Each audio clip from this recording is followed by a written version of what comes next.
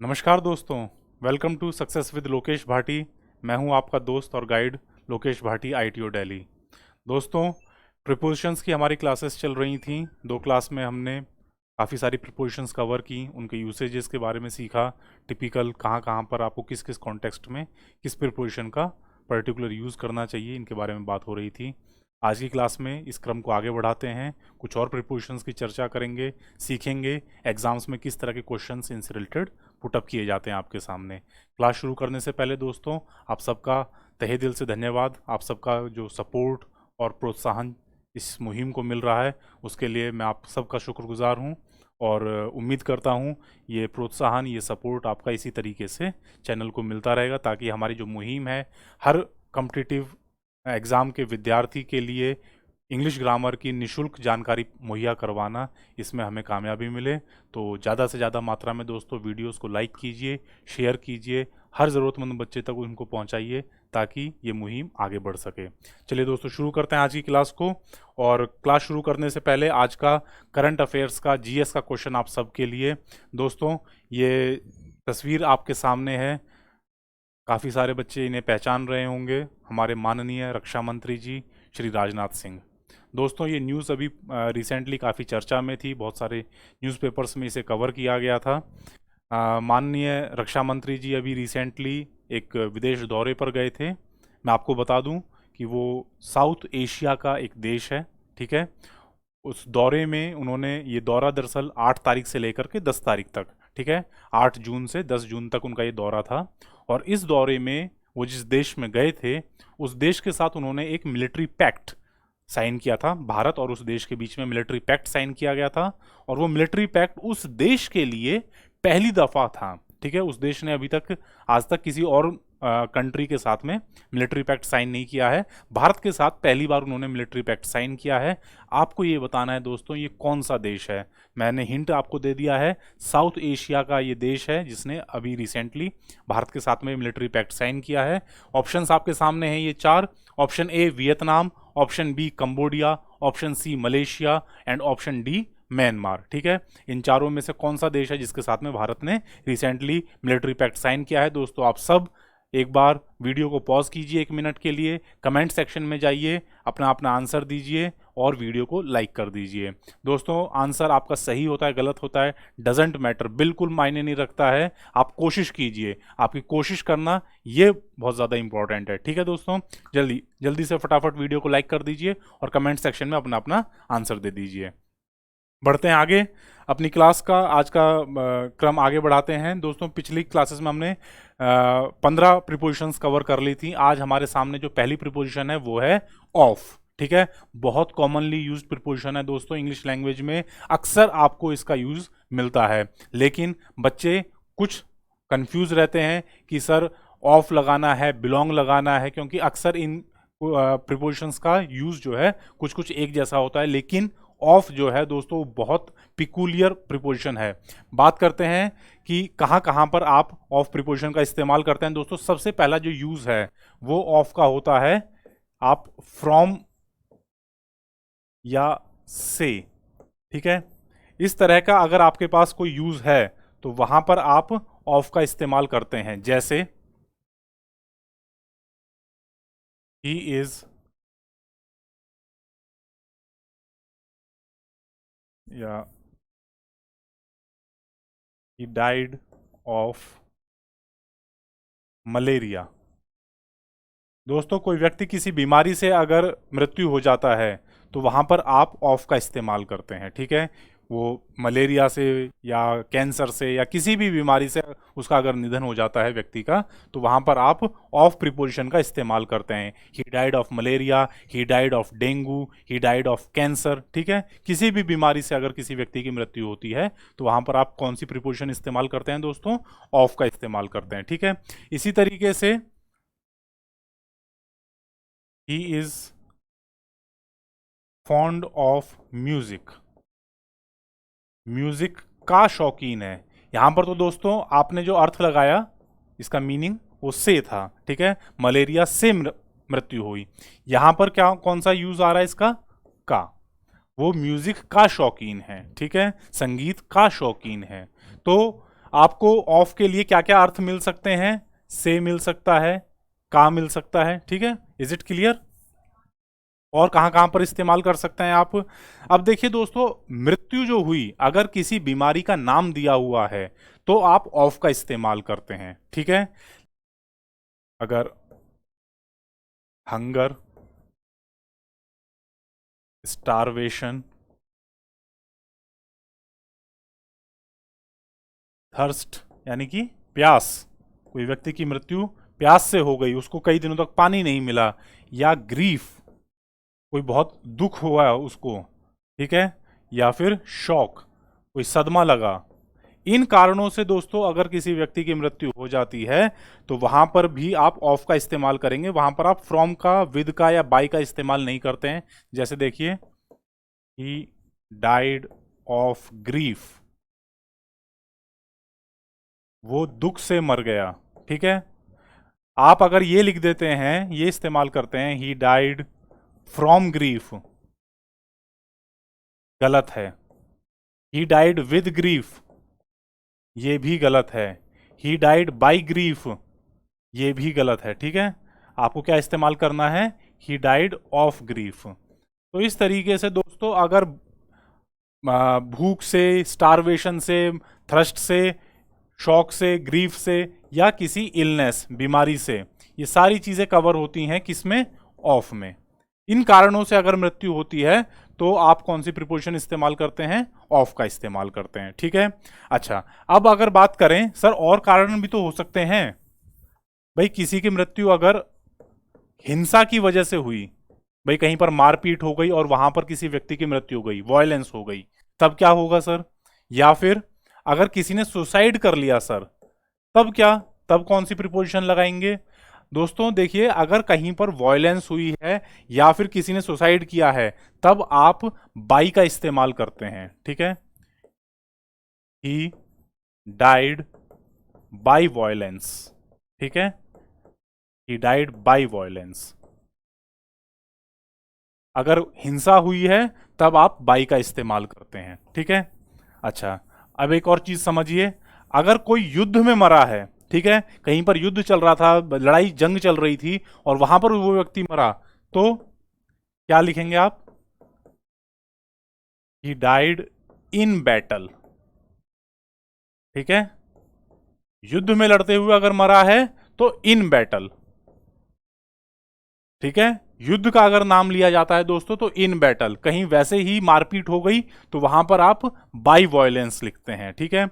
Suicide करके मरा, he died by suicide, ठीक है। इस तरीके से दोस्तों आपको हर चीज को क्रिस्टल क्लियर समझना है, ठीक है।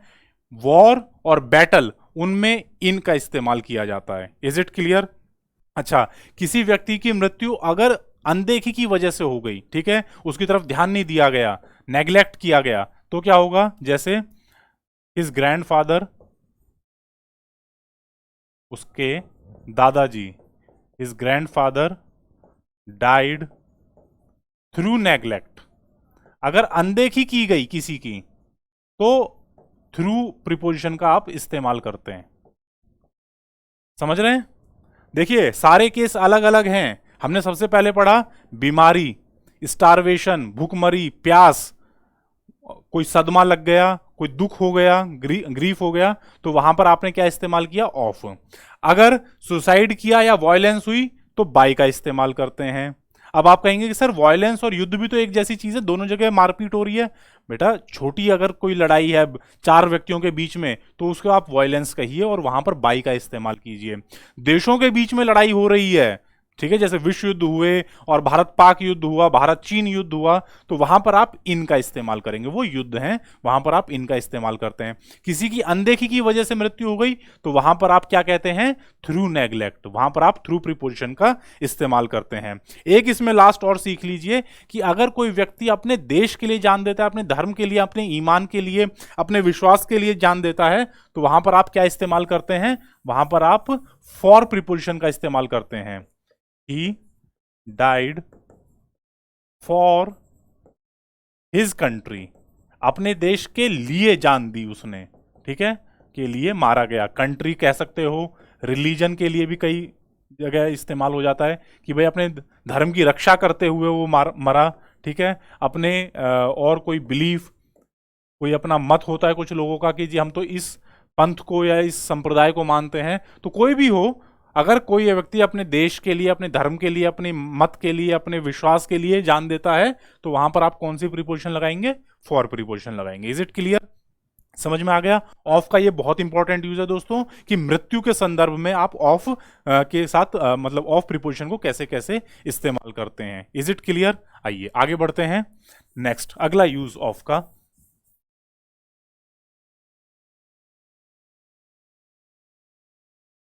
दूसरा यूज होता है आप जब पोजेशन दिखाते हैं, ठीक है, किसी चीज का पोजेशन दिखाने के लिए। जैसे Dinesh is the only son of mister Malhotra. Dinesh mister Malhotra का इकलौता बेटा है, ठीक है। अब देखिए पोजेशन बता रहा है ना, मिस्टर मल्होत्रा का बेटा, ठीक है। तो वहां पर आप पोजेशन दिखाने के लिए, इस चीज को समझाने के लिए कौन सी प्रीपोजिशन लगाएंगे? ऑफ लगाएंगे, ठीक है। द रेड कार, ठीक है, किसी के पास कोई लाल गाड़ी है, तो आप क्या कहोगे कि दिस इज माई कार, एक तरीका ये है, या this car belongs to me, ये कार मुझे बिलोंग करती है। तो पोजेशन दिखाने के दोस्तों कई सारे तरीके होते हैं। आप इस तरीके से भी दिखा सकते हो, son of Malhotra, house of mister Raman, ठीक है, the house of mister Raman was bulldozed, उसको गिरा दिया गया, ठीक है। या the house of mister Chawla got damaged, उसमें कुछ नुकसान हो गया। तो पोजेशन दिखाने का जब कभी सवाल उठता है दोस्तों, तो आप ऑफ का इस्तेमाल वहां पर करते हैं। Is it clear? अच्छा, अगला नियम देख लीजिए, आप इसको मैं के संदर्भ में भी इस्तेमाल कर सकते हो, ठीक है, किसी चीज में। जैसे Rakesh is confident of his success. Rakesh को अपनी सक्सेस, अपनी सफलता का पूरा विश्वास है, या राकेश को अपनी सफलता में पूरा विश्वास है कि वो उसको सफलता मिल ही जाएगी। तो यहां पर भी आप ऑफ प्रीपोजिशन का इस्तेमाल करते हैं। Is it clear? अच्छा, एक और देख लेते हैं दोस्तों, में से, ये भी एक यूज चलता है ऑफ का। जैसे Sandhya is one of her friends. किसी लड़की के कई सारी मित्र हैं, कई सारी सहेलियां हैं, उनमें से संध्या एक है, तो Sandhya is one of her friends, उसकी सहेलियों में से एक है, ठीक है। तो अगर आपको ये संदेश देना है कि कई सारों में से, तो वहां पर आप ऑफ का इस्तेमाल दोस्तों करते हैं। Is it clear? अच्छा, एक और इंपॉर्टेंट यूज, किसी चीज के बारे में अगर आपको बताना हो, ठीक है, जैसे किसी चीज के बारे में जब बात करी जाती है, तो कौन सी प्रीपोजिशन लगेगी? जैसे he heard of this incident, इस घटना के बारे में उसने सुना। ही हर्ड ऑफ, ठीक है, इस घटना का सुना नहीं, इस घटना के बारे में सुना, इसलिए यहां पर ऑफ लगा है, घटना के बारे में सुना, ठीक है। घटना का नहीं सुनते हो, घटना को नहीं सुनते हो, घटना के बारे में सुनते हो आप, ठीक है। तो इस जगह पर क्या इस्तेमाल होगी? प्रीपोजिशन ऑफ प्रीपोजिशन का आप इस्तेमाल करते हो, किसी चीज के बारे में जानकारी मिले, किसी चीज के बारे में बताया जाए, ठीक है। Is it clear? ये एक बहुत टिपिकल एग्जाम्पल है दोस्तों ऑफ का, ठीक है। कई बार इसको ओरिजिन के लिए भी यूज किया जाता है, ओरिजिन या बर्थ, ठीक है। जैसे पंडित नेहरू केम ऑफ अ रिच फैमिली। ये पंडित नेहरू का जन्म एक अमीर परिवार में हुआ, ठीक है, या वो एक अमीर परिवार को से संबंध रखते थे, ठीक है। तो अर्थ दोस्तों निकल रहा है अमीर परिवार में जन्म लिया, लेकिन प्रीपोजिशन क्या लगती है? ऑफ लगती है। ठीक है, तो अगर किसी व्यक्ति की पैदाइश, किसी व्यक्ति का ओरिजिन, किसी व्यक्ति का बर्थ आपको बताना है, ठीक है, और ये अक्सर फेमस पर्सनैलिटीज के लिए ही लगता है, ठीक है, कि mister Pandit Nehru came of a rich family या केम of a aristocratic family, rice परिवार, धनाढ़ परिवार से संबंध रखते थे, धनाढ़ परिवार में उनका जन्म हुआ, तो वहां पर भी आप ऑफ का इस्तेमाल दोस्तों करते हैं। Is it clear? आइए आगे बढ़ते हैं। स्पेशल यूजेस कुछ होते हैं, जैसे कई बार आप ऑफ को कुछ पर्टिकुलर शब्दों के साथ में इस्तेमाल करते हो, जैसे sure of, he is sure of his success, ठीक है। Full of, the bag was full of coins, bag जो है कॉइन से भरा हुआ था। इस तरीके से और कई सारे यूजेस होते हैं, जैसे अवेयर ऑफ, कि वो इस चीज के बारे में जानता है, he is aware of this fact, ठीक है, तो ऑफ का इस्तेमाल किया। और confident of, take care of, कि he is taking care of his sister, वो अपनी बहन का ध्यान रख रहा है, he is taking care of his ailing mother, अपनी बीमार माँ का ध्यान रख रहा है, ठीक है।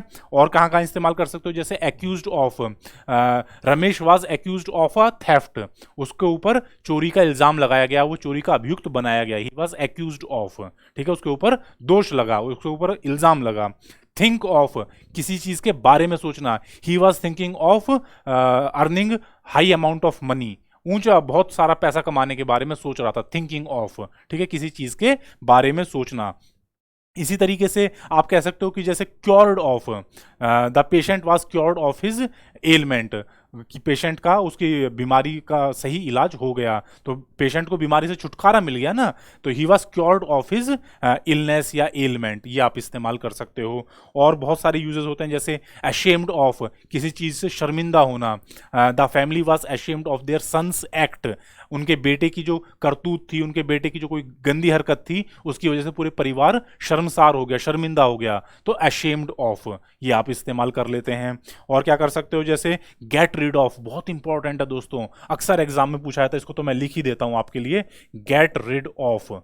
और ये अक्सर कई बार ईडियम्स में भी पूछ लिया गया है कि गेट रिड ऑफ का क्या मतलब होता है, बहुत इंपॉर्टेंट है दोस्तों, ऑफ में कुछ याद रखो ना रखो, इसे जरूर याद रख लेना। गेट रिड ऑफ का मतलब होता है किसी चीज से छुटकारा पाना, तो यहां पर भी आपको ऑफ का इस्तेमाल मिलता है, ठीक है। गेट रिड ऑफ मतलब छुटकारा पाना, और इसको अगर पास्ट टेंस में इस्तेमाल करना हो तो गॉट रिड ऑफ करते हैं, ठीक है, क्योंकि गेट वर्ब है, उसी के अकॉर्डिंग सारा चलेगा, get rid of, got rid of, ठीक है। Is it clear? समझ में आया? तो ये सारी बात हो गई दोस्तों ऑफ की, पहली प्रीपोजिशन थी आज के लिए। अगली प्रीपोजिशन कवर करते हैं जल्दी से फटाफट।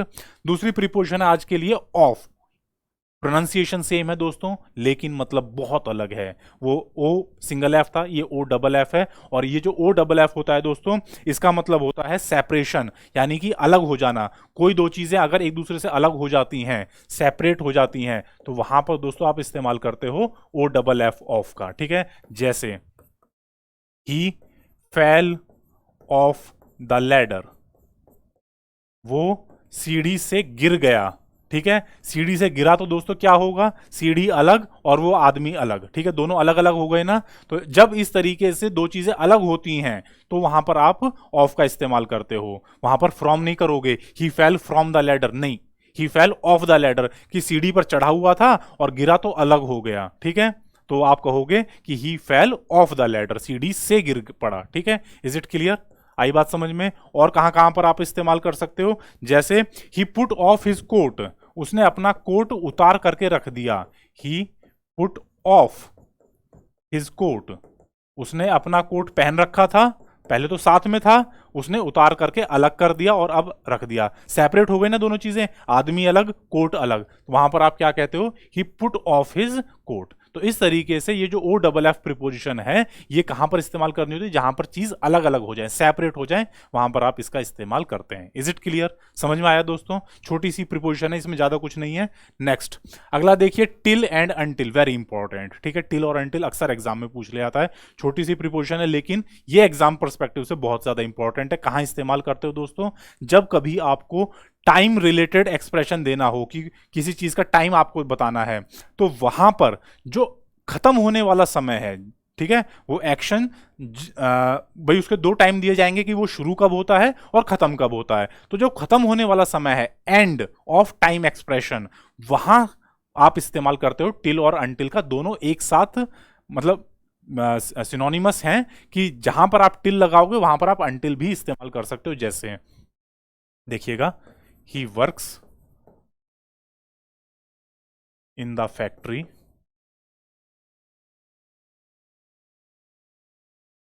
From 9 AM till 3 PM। सुबह 9 बजे से 3 बजे तक वो फैक्ट्री में काम करता है। दोस्तों ध्यान से समझिएगा एग्जाम्पल को। वो फैक्ट्री में काम करता है कब से? 9 AM से, ठीक है, सुबह के 9 बजे से दोपहर के 3 बजे तक, ठीक है। जो एंड एक्सप्रेशन है, टाइम कब खत्म हो रहा है दोस्तों एक्शन का?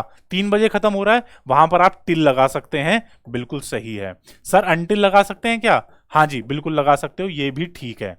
आप फ्रॉम 9 AM अंटिल 3 PM लिख सकते हो, बिल्कुल सही है। सर और क्या इस्तेमाल किया जा सकता है? टू का इस्तेमाल कर सकते हो, फ्रॉम 9 AM टू 3 PM, ये भी बिल्कुल ठीक है। Is it clear? इन तीनों प्रीपोजिशंस का दोस्तों एंड वाले टाइम पर आप इस्तेमाल कर सकते हो, बशर्ते फ्रॉम का भी यूज हो रखा हो कि इस समय से इस समय तक, ठीक है, से और तक। जब ये दोनों चीजें वहां पर दोस्तों मौजूद हों तो आप टिल का इस्तेमाल कर सकते हो, अनटिल का इस्तेमाल कर सकते हो और टू का इस्तेमाल कर सकते हो। तो सर क्या नहीं कर सकते? अगर दोस्तों ये चीज ना दी हुई होती, फ्रॉम 9 AM नहीं दिया हुआ होता, तो आप क्या करते? देखिए, ये नोट कर लिया होगा आप सबने। अब मैं इसको इरेज कर देता हूं। ही works in the factory till 3 PM। वो 3 बजे तक फैक्ट्री में काम करता है, बिल्कुल बढ़िया सर, कोई दिक्कत नहीं है। He works in the factory until 3 PM। Sir बिल्कुल ठीक है, कोई दिक्कत नहीं है, ये भी किया जा सकता है। He works in the factory to 3 PM। Sir ये नहीं किया जा सकता, यहां थोड़ी सी दिक्कत है। अगर स्टार्टिंग टाइम नहीं दे रखा है तो आप टू का इस्तेमाल नहीं कर सकते। स्टार्टिंग टाइम दिया हुआ है तो आप टू का इस्तेमाल कर लीजिए, कोई परेशानी नहीं। अगर स्टार्टिंग टाइम नहीं दे रखा शुरुआत वाला, तो फिर आप केवल टिल और अनटिल का इस्तेमाल कर सकते हो, टू का इस्तेमाल आप नहीं कर सकते, वर्जित है। Is it clear? समझ में आया? तो टिल और अनटिल कहां इस्तेमाल करने हैं? जब आपको टाइम एक्सप्रेशन दिया हुआ है, किसी काम का खत्म होने का समय दिया हुआ है, तो खत्म होने वाले समय पर उसके जस्ट पहले आप टिल और अनटिल प्रीपोजिशन का इस्तेमाल करते हैं। Is it clear? समझ में आया? चलिए आगे बढ़ते हैं। नेक्स्ट अगली प्रीपोजिशन है इन फ्रंट ऑफ। बहुत सिंपल है दोस्तों, आप सबने सुन रखी होगी, के सामने, ठीक है। इन फ्रंट ऑफ का मतलब होता है के सामने। अब दोस्तों इसमें थोड़ी सी बारीकी की बात है, वो क्या है समझिएगा। कि इन फ्रंट ऑफ का मतलब होता है सामने, और एक पीछे हम प्रीपोजिशन पढ़ चुके हैं बिफोर, उसका मतलब भी होता है सर सामने। तो इनके बीच में क्या अंतर है ये अब समझेंगे हम, ठीक है। इन फ्रंट ऑफ जो है दोस्तों, इसको आप किस तरीके से इस्तेमाल करते हो? ये हमेशा ऑब्जेक्ट्स के लिए इस्तेमाल होता है, ठीक है। वस्तुओं के लिए आप इन फ्रंट ऑफ का इस्तेमाल करते हो। जैसे my there is a tree, there is a tree in front of my house. मेरे घर के सामने, in front of my house, मेरे घर के सामने एक पेड़ है, ठीक है। तो आपने क्या लगा दिया? इन फ्रंट ऑफ, मेरे घर के सामने। इसी तरीके से आप क्या और क्या इस्तेमाल कर सकते हो? जैसे Shikha is standing in front of Mohan. Shikha Mohan के सामने खड़ी हुई है। क्या ये ठीक होगा?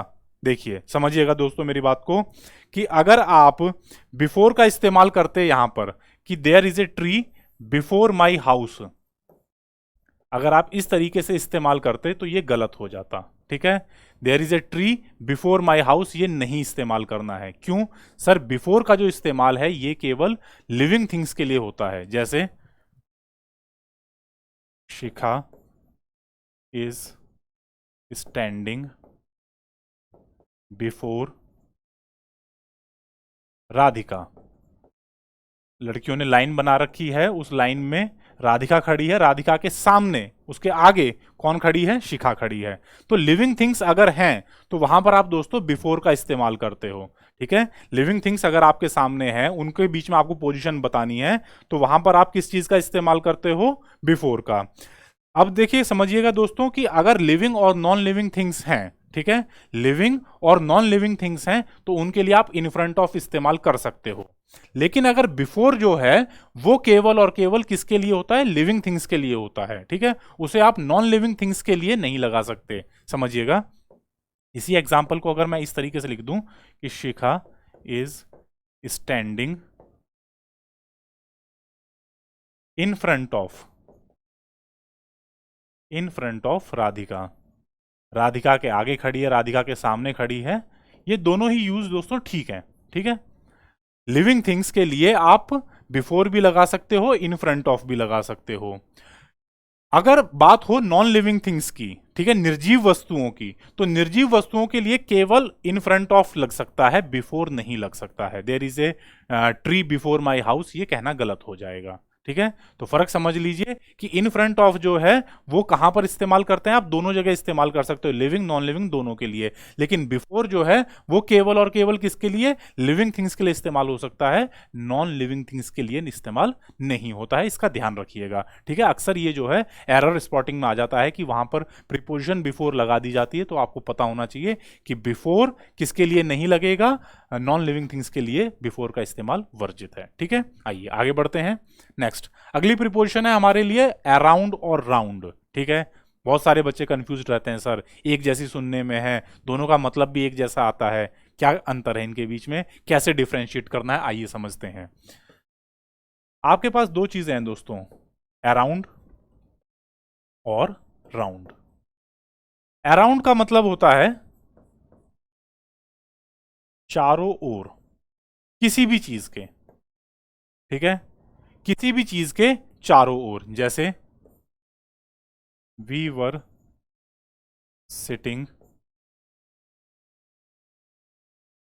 अराउंड द पूल, कि जो छोटा सा कोई पूल, तालाब, कोई स्विमिंग पूल, उसके चारों तरफ हम लोग बैठे हुए थे, we were sitting around the pool. ठीक है, अब वो पूल किसी भी शेप का हो सकता है, वो गोल हो सकता है, वो चौकोर हो सकता है, वो मतलब 8 के शेप में हो सकता है, किसी भी शेप का हो सकता है। ठीक है, वो जरूरी नहीं है कि किस शेप का है, लेकिन उसके चारों तरफ हम लोग बैठे हुए थे। ठीक है, कई सारे लोग थे, वो चारों तरफ उसके बैठे हुए हैं, तो वहां पर आप इस्तेमाल करते हैं दोस्तों around.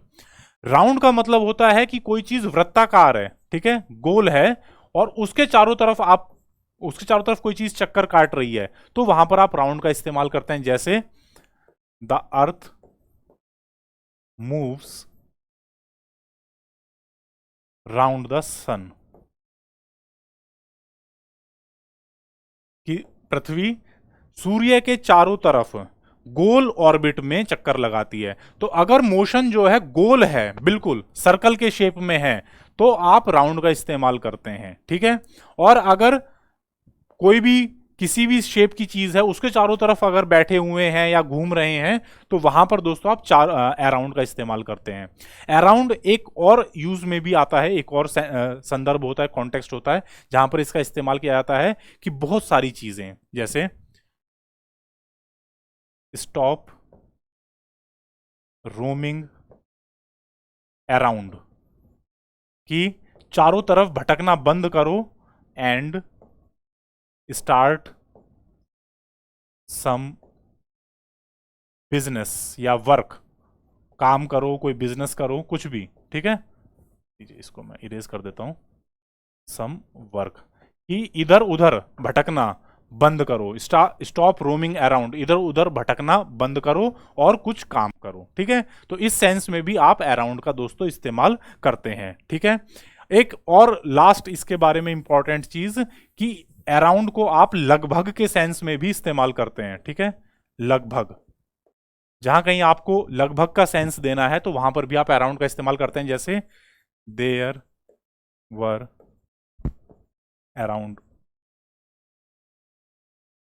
30 boys in the class, कि क्लास में लगभग,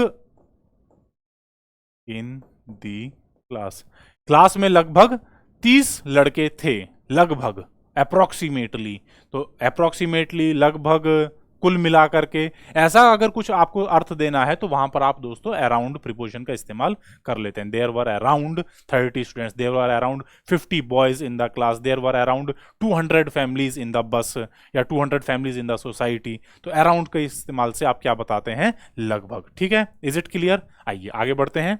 नेक्स्ट प्रीपोजिशन हमारे लिए है एमिड और एमिडस्ट। ठीक है, एमिड और एमिडस्ट, इन दोनों का ही अर्थ दोस्तों क्या होता है, बीच में, बीच में, जैसे नेहा वाज सिटिंग एमिड या एमिडस्ट। दोस्तों एक चीज समझ लीजिएगा कि ये जो स्लैश का निशान लगता है ये उन चीजों के लिए लगता है जो दोनों एप्लीकेबल हैं।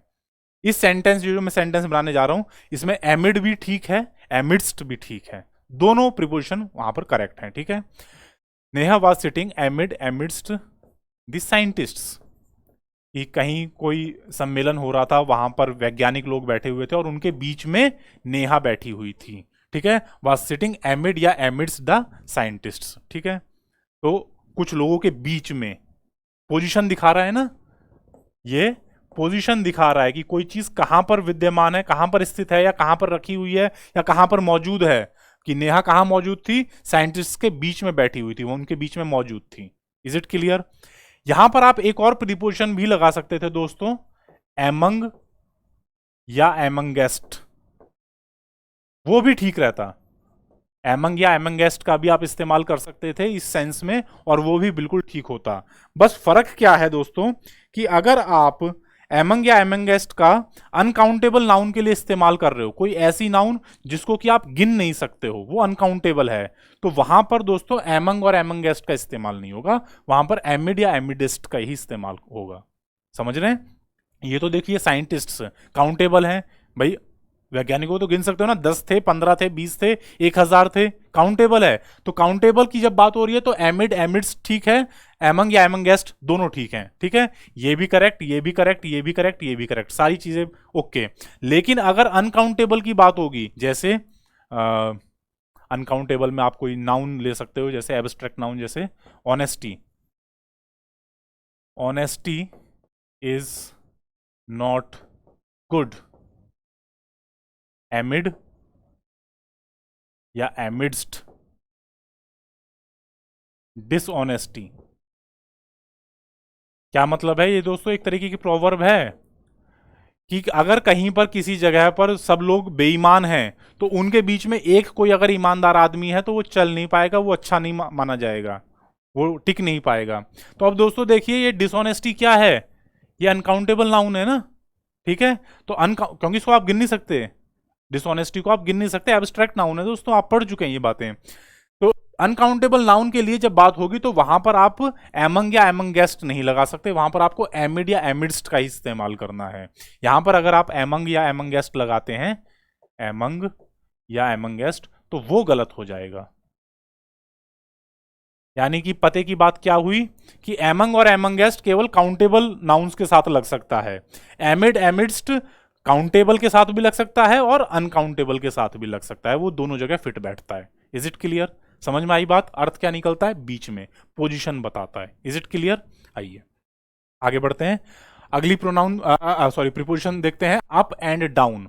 अप ऊपर, ऊपर की ओर, ठीक है, या ऊपरी सीमा, ये सारे अर्थ देता है अप। और डाउन नीचे की बात करता है, नीचे, नीचे की ओर या निचली सीमा। ठीक है, कैसे कैसे इस्तेमाल करते हो समझिएगा दोस्तों, कि सबसे पहले आप अप को कहां कहां इस्तेमाल कर सकते हो, कि he got up to ask a question, कि वो खड़ा हुआ एक सवाल पूछने के लिए, he got up to ask a question, एक सवाल पूछने के लिए खड़ा हुआ, ऊपर की तरफ उठा। ठीक है, गॉट अप, ऊपर की तरफ खड़ा हुआ। तो क्या बता रहा है कि ये उसकी पोजीशन बता रहा है कि वो ऊपर की तरफ खड़ा हुआ। Is it clear? और कहां इस्तेमाल कर सकते हो, prices of petrol are rising या आर गोइंग अप। ठीक है, पेट्रोल के प्राइसेस ऊपर की तरफ बढ़ रहे हैं, the prices of petrol and diesel are going up, ऊपर की तरफ जा रहे हैं, तो अप प्रीपोजिशन लगा दिया आपने। इसी तरीके से और क्या कह सकते हो, हाँ एक बहुत इंपॉर्टेंट है limit, upper limit. Upper limit के लिए भी आप अप का इस्तेमाल करते हो, जैसे एग्जाम में आपने सुना होगा ना, मास्टर कहता है कि स्टॉप राइटिंग, लिखना बंद करो, क्या हो गया है, टाइम खत्म हो गया है sir, time is up, stop writing, time is up. तो इसका क्या मतलब है कि समय ऊपर चला गया है, नहीं नहीं नहीं, समय पूरा हो चुका है। ठीक है, तो जो लिमिट होती है वो दिखाने के लिए भी आप अप का इस्तेमाल करते हो कि stop writing, time is up, लिखना बंद करिए क्योंकि समय पूरा हो चुका है, पूरा लिमिट पे पहुंच चुका है। Is it clear? अच्छा, एक इसका स्पेशल यूज होता है दोस्तों, ups and downs. Ups and downs का मतलब क्या होता है? जीवन के उतार चढ़ाव। ठीक है, जीवन में आने वाली खुशियां और गम, दुख और सुख, उनके लिए अप्स एंड डाउन्स का इस्तेमाल किया जाता है। ईडीएम है दोस्तों, याद रखिएगा, एग्जाम के लिए इंपॉर्टेंट है। अप्स एंड डाउन्स यानी कि जीवन के उतार चढ़ाव, जीवन के सुख दुख, जीवन की खुशियां और गम, उनके लिए आप अप्स एंड डाउन्स का इस्तेमाल करते हैं। इसी तरीके से आप डाउन के बारे में समझते हैं कि डाउन का मतलब होता है नीचे की तरफ जाना। जैसे नीचे की तरफ, the sun is going down, सूर्य ढल रहा है, सूर्य नीचे जा रहा है। The sun is going down. The prices of onion are going down, कि प्याज के दाम नीचे गिर रहे हैं। हालांकि होता कम ही बार है, कोई चीज़ सस्ती तो मुश्किल ही होती है, बट आप कह सकते हो कि अगर किसी चीज़ के दाम गिर रहे हैं तो वहां पर the prices are falling down या प्राइसेस आर गोइंग डाउन, इसका आप इस्तेमाल कर लेते हैं। और क्या कह सकते हो, जैसे सिट डाउन प्लीज, कि नीचे की तरफ बैठ जाओ या बैठ जाओ, सिट डाउन प्लीज। अब हालांकि बैठते हमेशा आदमी नीचे की तरफ ही है, सिट डाउन प्लीज, तो यहां पर भी आप डाउन का इस्तेमाल करते हो कि नीचे बैठ जाओ। ठीक है, sit down. Is it clear? और कहां इस्तेमाल कर सकते हो, जैसे he was walking down the street, कि वो सड़क अपनी गली में चला जा रहा था। तो वॉकिंग डाउन द स्ट्रीट का मतलब है कि गली में अंदर की तरफ चला जा रहा था, नीचे की तरफ चला जा रहा था। Is it clear? अच्छा, एक और इसका स्पेशल एग्जाम्पल है दोस्तों, डाउन को इस्तेमाल करते हैं आप, बेंट डाउन अपॉन, मतलब एक्चुअल में वर्ब होती है बेंड डाउन अपॉन, लेकिन उसका ये पार्टिसिपल यूज है बेंट डाउन अपॉन। और बेंट डाउन अपॉन का मतलब होता है कि कोई व्यक्ति किसी चीज के ऊपर तुला हुआ हो, अड़ जाए, तुला हुआ होना। कहते हैं ना कि किसी कोई आदमी किसी चीज के ऊपर अड़ गया है सर, वो तो उसने ठान ही लिए कि ऐसा काम करके ही मानेगा, अब इस काम को करे बगैर नहीं रुकेगा।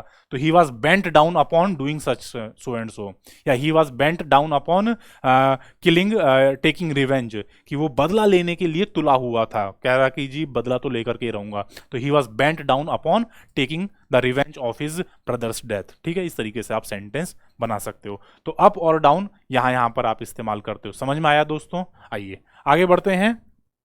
नेक्स्ट, अगली प्रीपोजिशन है हमारे लिए यूज ऑफ थ्रू।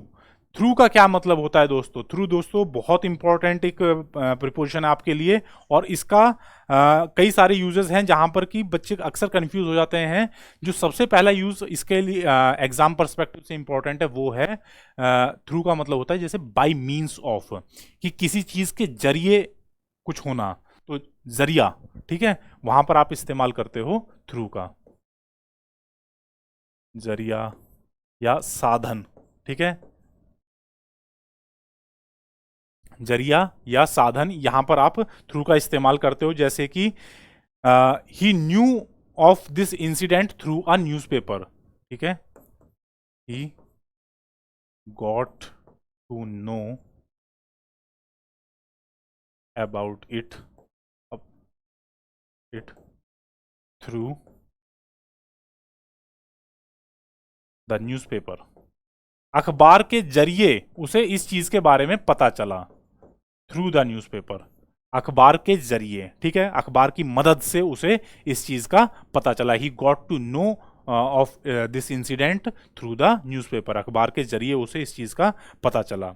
और कहां कहां पर इस्तेमाल कर सकते हो, कि जैसे देखिए, from one side to other side, अगर कोई व्यक्ति किसी चीज के एक तरफ से दूसरी तरफ तक जा रहा है तो वहां पर आप थ्रू का इस्तेमाल करते हो। जैसे हम ये कह सकते हैं कि the bagger went through the market, कि भिखारी पूरी मार्केट के एक कोने से दूसरे कोने तक चला गया। The bagger went through the market, में से, थ्रू द मार्केट। अब दोस्तों अर्थ क्या निकल रहा है यहां पर?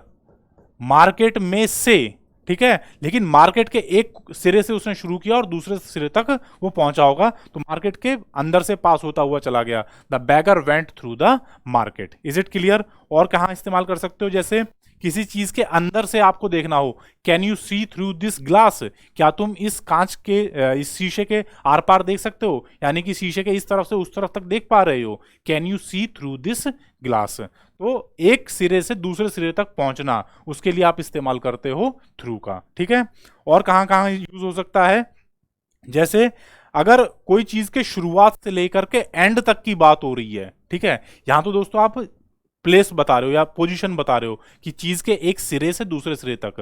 अगर समय की बात की जाए कि कोई चीज चल रही थी, उसके स्टार्टिंग से लेकर के एंड तक की बात हो रही है, तो वहां पर भी आप थ्रू का इस्तेमाल करते हैं। कैसे, देखिए, कोई सपोज फिल्म लगी हुई थी और लोग उन्हें देखने गए थे, द पीपल गॉट बोर्ड, वो लोग बोर हो गए, the people got bored and could not sit through the show, वो पूरा शो ही नहीं देख पाए, वो पूरे शो में के एंड तक नहीं बैठ पाए, could not sit through the show, यानी कि शो खत्म होने तक नहीं बैठ पाए, शुरू से लेकर के एंड तक वो बैठ ही नहीं पाए, वो बीच में ही उठ करके चले गए। तो इस तरीके से अगर आपको बताना है कि जी समय का शुरुआत से लेकर के एंड तक, वहां पर आप थ्रू का इस्तेमाल करते हो। थ्रू द शो का मतलब शो के शुरू से लेकर के एंड तक कुड नॉट सिट, बैठ नहीं पाए, उठ करके चले गए, यहां पर आप थ्रू का इस्तेमाल कर लेते हैं। Is it clear? आ रही है बात समझ में? कुछ और स्पेशल यूज होते हैं इसके, जैसे गेट थ्रू। गेट थ्रू का मतलब होता है दोस्तों सफल होना।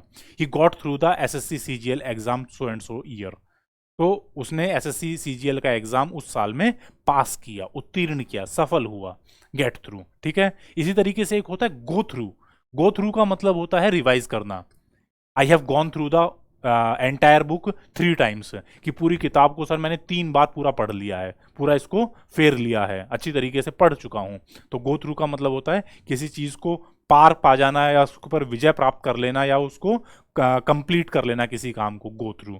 ठीक है, और कहाँ क्या इस्तेमाल कर सकते हो, जैसे थ्रू आउट लाइफ, यानी कि पूरे जीवन भर, थ्रू आउट लाइफ, या through out the year, through out the month. ठीक है, इस तरीके से कोई चीज की पूरी अवधि वो दिखाने के लिए आप थ्रू का इस्तेमाल करते हो, साथ में आउट लगता है, through out life, through out the month, through out the year, इस तरीके से। Is it clear? आ रही बात समझ में? आइए आगे बढ़ते हैं, नेक्स्ट प्रीपोजिशन देखते हैं। अगली है बियॉन्ड। बियॉन्ड का क्या मतलब होता है दोस्तों? बियॉन्ड का मतलब होता है के आगे या के पार। ठीक है, किसी चीज के आगे या किसी चीज के पार, ये बताने के लिए आप बियॉन्ड प्रीपोजिशन का इस्तेमाल करते हैं। जैसे don't go beyond the river, कि नदी से आगे मत जाना। Don't go beyond the river, नदी से आगे या नदी के पार मत जाना, डोंट गो बियॉन्ड। ठीक है, और कहाँ इस्तेमाल कर सकते हो, जैसे कि there is a village beyond the river, कि नदी से आगे, नदी के उस पार, there is a village beyond the river, नदी से आगे एक गांव है। ठीक है, और कहाँ पर इस्तेमाल होता है बियॉन्ड का, एक जैसे आप कई बार इसको एक्सेप्ट या सिवाय के सेंस में भी इस्तेमाल करते हैं। जैसे my uncle has nothing beyond his provident fund, provident fund. My uncle has nothing beyond his provident fund, कि मेरे अंकल के पास उसके उनके प्रोविडेंट फंड के अलावा और कुछ नहीं है। ठीक है, my uncle has nothing accept his provident fund, वो भी ठीक रहता। My uncle has nothing beyond his provident fund, कि प्रोविडेंट फंड के अलावा कुछ नहीं है, ये भी ठीक है। तो एक्सेप्ट या सिवाय के सेंस में भी आप बियॉन्ड प्रीपोजिशन का इस्तेमाल करते हैं, और ये दोस्तों बिल्कुल सही, 100% ठीक है। ठीक है, इसी तरीके से आप एक और एग्जांपल ले सकते हो, जैसे don't remain outside beyond 11 PM, 11 बजे के बाद बाहर मत रहिए। Don't remain outside beyond 11 PM। तो बियॉन्ड का मतलब क्या है कि 11 बजे से आगे बाहर मत रहो, ठीक है, 11 बजे से पहले पहले अंदर आ जाओ। तो यहां पर भी दोस्तों आप बियॉन्ड प्रीपोजिशन का इस्तेमाल करते हैं और ये बिल्कुल ठीक है। Is it clear? समझ में आए? तीनों यूज क्लियर हैं बियॉन्ड के। आइए आगे बढ़ते हैं। नेक्स्ट अगली प्रीपोजिशन है हमारे पास ड्यूरिंग। ड्यूरिंग का मतलब होता है दोस्तों दौरान, ठीक है, दौरान या दरमियान, ठीक है, ड्यूरिंग बहुत इंपॉर्टेंट है दोस्तों। अक्सर इसके रिलेटेड सेंटेंस आप यूज भी करते हैं और एग्जाम में भी ये पूछा जाता है। जैसे the sun gives us light during the day, कि दिन के समय में या दिन के दौरान सूर्य हमें रोशनी देता है। The sun gives light during the day. The sun gives light during the day, दिन के समय में रोशनी देता है, during the day. He was sleeping during the lecture, कि लेक्चर के दौरान वो सो रहा था। He was sleeping during the lecture. The boys were making noise during the assembly, कि असेंबली के दौरान बच्चे शोर मचा रहे थे। Is it clear? अच्छा, कुछ सर्टेन दोस्तों ऐसे काम होते हैं जिनके लिए भी ड्यूरिंग का इस्तेमाल किया जाता है, जैसे ड्यूरिंग द वॉर, युद्ध के दौरान, ड्यूरिंग पीस, शांति काल के दौरान, during the month of, during the month of, कोई भी आप फेस्टिवल का नाम ले सकते हो, या कोई भी जो हमारे मंथ्स हैं, जैसे during the month of December winter is very harsh, कि सर्दी बहुत ज़्यादा कड़ाकेदार होती है। During the month of January या during the month of June the it is very hot, ठीक है, कि बहुत ज़्यादा गर्मी पड़ती है। Scorching hot is it is. तो इस तरीके से आप कोई अगर एक्टिविटी बताना चाहते हो कि इस समय के दौरान वो हो रही है, तो वहां पर आप दोस्तों ड्यूरिंग प्रीपोजिशन का इस्तेमाल करते हैं। Is it clear? अच्छा, आगे बढ़ते हैं। नेक्स्ट अगली प्रीपोजिशन है दोस्तों हमारे लिए अगेंस्ट। अगेंस्ट का मतलब होता है दोस्तों विरुद्ध। अगेंस्ट मीन्स विरुद्ध, किसी चीज के विरोध में, किसी चीज के विरोध में। तो इसको कहां कहां पर दोस्तों आप इस्तेमाल कर सकते हो? जैसे देखिए,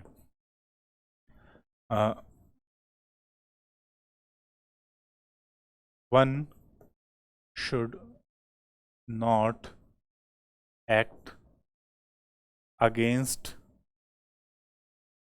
द लॉ, कि किसी को भी कानून के विरुद्ध काम नहीं करना चाहिए। One should not act, one का मतलब कि किसी को भी कानून के अगेंस्ट, कानून के विरुद्ध, कानून की कॉन्ट्रावेंशन, विरुद्ध कह लीजिए या कॉन्ट्रावेंशन, कानून ने जो नियम कानून रखे हैं, बताए हैं, उनके अगेंस्ट नहीं जाना चाहिए, उनको तोड़ना नहीं चाहिए, उनके विरुद्ध नहीं जाना चाहिए। One should not act against the law या one should not go against the rule. इस तरीके से आप इसको इस्तेमाल कर सकते हैं। आप किसी व्यक्ति के अगेंस्ट भी हो सकते हैं, जैसे दी workers filed A complaint against the manager, filed A complaint against the manager, कि व्यक्ति के अगेंस्ट उन्होंने क्या किया? शिकायत दर्ज कराई अगेंस्ट द मैनेजर। तो कोई निर्जीव चीज है उसके भी आप अगेंस्ट में हो सकते हैं, कोई सजीव चीज है, कोई लिविंग थिंग है, कोई मैनेजर है या कोई सुपरवाइजर है, कोई सीईओ है, उसके अगेंस्ट भी आप ये इस्तेमाल कर सकते हो। और कहां कहां पर होता है? जैसे आप नदी में बहाव के विरुद्ध चलना चाहते हो, ठीक है, तो it is difficult to swim against the current, swim against the current. ये सेंटेंस अगर आपको दोस्तों बनाना है कि भाई धारा प्रवाह के अगेंस्ट, भाई नदी नीचे की तरफ बह रही है और आप नीचे से ऊपर की तरफ तैर करके आना चाहते हैं, तो कठिन लगेगा ना। तो it is difficult to swim against the current, धारा प्रवाह के विरुद्ध तैरना बहुत मुश्किल है। धारा, और या फिर आप ये कहो कि भाई हवा चल रही है तेजी से और आप साइकिल चला रहे हैं अपोजिट डायरेक्शन में, it is difficult to pedal against the wind, कि हवा के विरुद्ध पैडल चलाना बहुत कठिन होता है। तो आप किसी भी निर्जीव चीज के लिए इस्तेमाल कर सकते हो, किसी सजीव चीज के लिए इस्तेमाल कर सकते हो, दोनों ही कंडीशंस में दोस्तों अगेंस्ट का इस्तेमाल हो जाता है, दोनों में कोई परेशानी नहीं है। और आप कहां इस्तेमाल करते हो इसका देखिए, ये तो बात हुई विरुद्ध की। एक और यूज इसका होता है, वो क्या है समझिएगा ध्यान से। कोई चीज किसी चीज से सट करके खड़ी हुई है या पड़ी हुई है, वहां पर आप अगेंस्ट का इस्तेमाल करते हो, जैसे द लैडर, या लैडर की बजाय ही वॉज